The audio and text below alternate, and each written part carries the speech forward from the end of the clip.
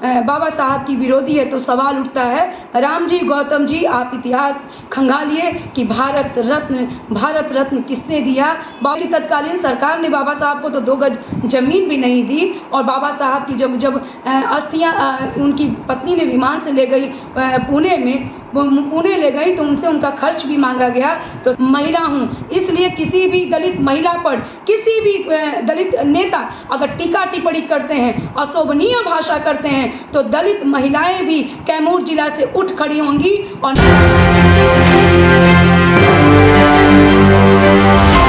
नमस्कार, मैं प्रिया राज, आप देख रहे हैं न्यूज़ 24। आपको बता दें कि मोहनिया विधायक संगीता कुमारी ने अब भाजपा नेताओं को लगातार तंज कसती नजर आ रही है।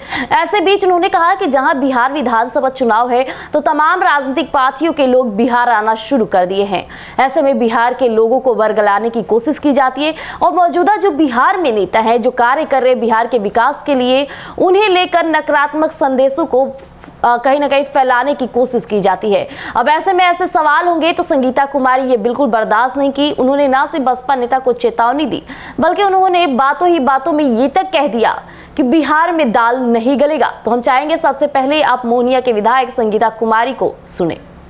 हाँ, ये देखा जा रहा है कि चुनाव नज़दीक है। उत्तर प्रदेश के नेता की उत्तर प्रदेश में राजनीति चल नहीं रही है, तो वो बिहार में आते हैं और चुनाव के समय में दलितों को प्रलोभन देते हैं, और चुनाव जब बीत जाता है तो फिर वो 5 साल सुध लेने नहीं आते हैं। और अभी मैं देख रही हूँ कि एक राज्यसभा सांसद जी भी यहाँ घूम रहे हैं और मोहनिया विधायक पर भी टीका टिप्पणी कर रहे हैं। कौन है राज्यसभा सांसद? राम जी गौतम जी का बहुत यात्रा हो रहा है। ऐसा लग रहा है कि यहाँ कैमूर की मिट्टी को आप नहीं जानते हैं। खबरदार, अगर कैमूर में अगर दलितों को गुमराह करने की आपने अगर मंशा की, और मोहनिया की विधायक जिस पर आप टीका टिप्पणी करते हैं, भूलिए मत कि दलित समाज की महिला यहाँ विधायक है और एक महिला विधायक है। यह दलित महिला है, और जब दलित महिला विधायक पर बोलने में आपकी जो भाषा है वो आप दिखाते हैं, तो क्या आप दलितों के उत्थान की बात करते हैं। और कैमूर जिला और बिहार के दलित इतने बुज़दिल नहीं हैं, आपकी राजनीति को समझ रहे हैं कि चुनाव का समय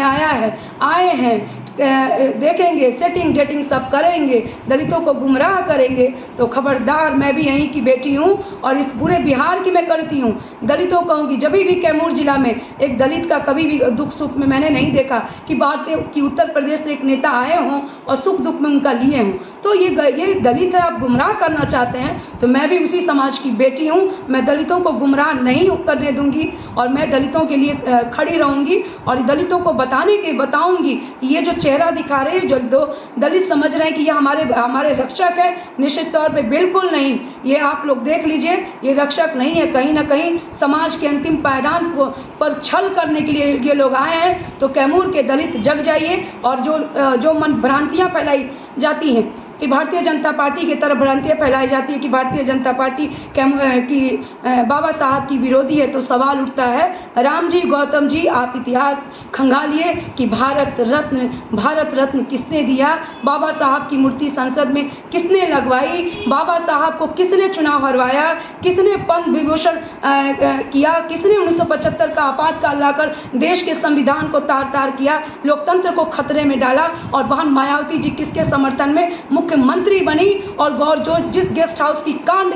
की बात करते हैं, अगर उस समय ब्रह्मदत्त तिवारी नहीं होते तो आज बहन मायावती जी जो नाम लेती हैं कि अगर किसी ने सम्मान बचाया तो ब्रह्मदत्त तिवारी जी थे। तो इसलिए कहूँगी कि दलितों को गुमराह नहीं करिए। और बाबा साहब, भारतीय जनता पार्टी ने, आदरणीय माननीय प्रधानमंत्री मोदी जी ने जो पंचतीर्थ के माध्यम से जो बाबा साहब को सम्मान दिया है, इसके लिए सैल्यूट करना चाहिए। कि बाबा साहब ने, ये एक सवाल उठता है कि उस समय की तत्कालीन सरकार ने बाबा साहब को तो 2 गज जमीन भी नहीं दी, और बाबा साहब की जब अस्थियां उनकी पत्नी ने विमान से ले गई पुणे ले गई तो उनसे उनका खर्च भी मांगा गया।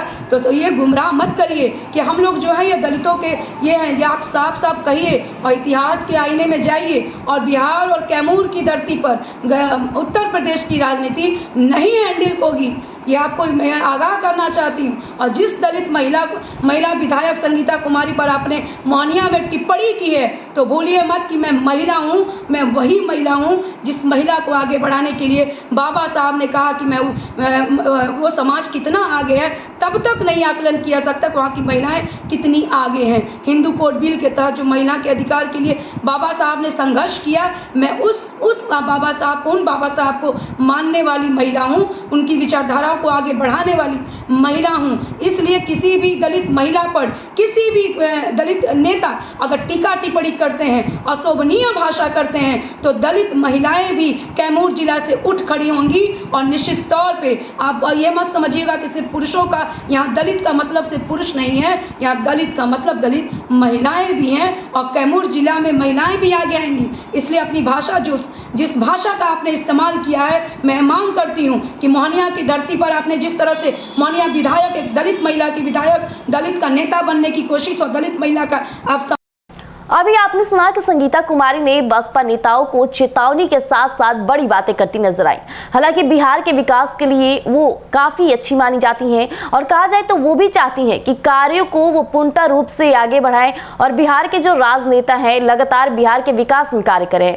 ऐसे में कोई यूपी का नेता आकर के बिहार के लोगों को भरमाने की कोशिश करे तो ये जनता के हाथ का फैसला है। जनता को भी सोचनी चाहिए कि जो लोग आपके विकास के लिए कार्य कर रहे हैं उन्हें ही समर्थन करें। अब ऐसे में दूसरे नेता आकर सिर्फ राजनीति रोटियां सेकेंगे, उन्हें यह मौका ना दिया जाए तो ज्यादा ही बेहतर होगा। ऐसी बातों के लिए संगीता कुमारी फिर से एक बार सुर्खियां बटोरी है। तो ऐसे अपडेट के लिए हमारे साथ जुड़े रहिएगा एक न्यूज़ 24 पर। धन्यवाद।